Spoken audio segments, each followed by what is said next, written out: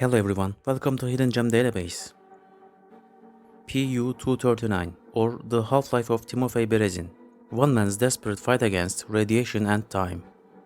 The movie follows the story of Timofey Berezin, a nuclear plant worker in post-Soviet Russia who is exposed to a lethal dose of radiation during an accident in the facility. He is wrongfully accused of sabotage and suspended from facility without pay. Realizing that he has only a few days to live, Timofey decides to steal a small amount of plutonium-239 to sell on the black market, hoping to secure his family's future.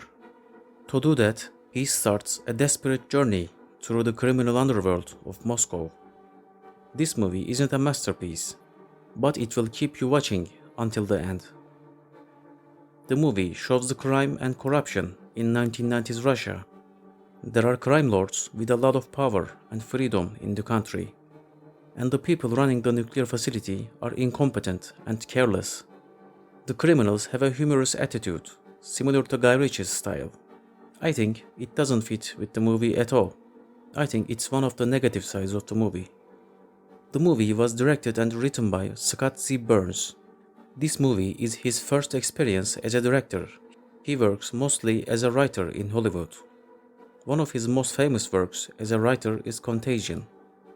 Contagion drew attention especially during the COVID-19 pandemic. Burns wrote the Pu-239 screenplay based on the story of the same name by Ken Kalfos. The name of his storybook is Pu-239 and Other Russian Fantasies. By the way, in some platforms, you can find this movie with the name The Half-Life of Timofey Berezin. There are too many famous stars in the movie, like Paddy Considine, Oscar Isaac, Radha Mitchell, Jason Fleming, and others. It is strange that a movie with these famous actors is staying so little known. All characters speak English with Russian accent, at least they try to. There are some viewers who especially like to hear English with Russian accent. Most of the movie was shot in Romania and Russia.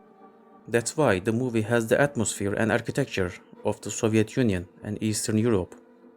One of the different sides of the movie is the color palette. Most of the British or American movies show Russia as grey and cold. But in this movie, we see a very colorful depiction of Russia. The movie name Pu-239 is the chemical symbol for plutonium-239. This isotope is valuable for use in nuclear reactors and nuclear weapons. It is highly toxic, radioactive, and precious. One of the great details in the movie is the first song at the beginning of the ending credits. I recommend watching the credits and listening to the first song.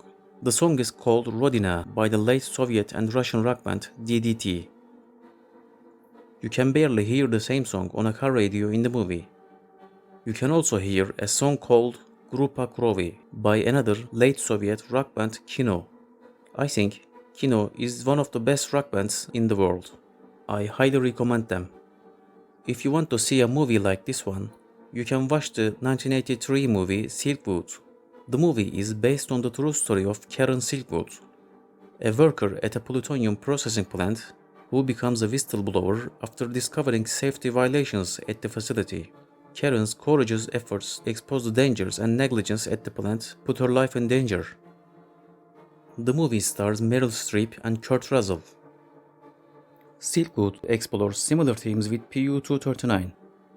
You can see the effects of nuclear accidents on nuclear plant workers in these movies. Thanks for watching. I hope you enjoyed this review. Please like and subscribe and share your comments below for new hidden gem reviews.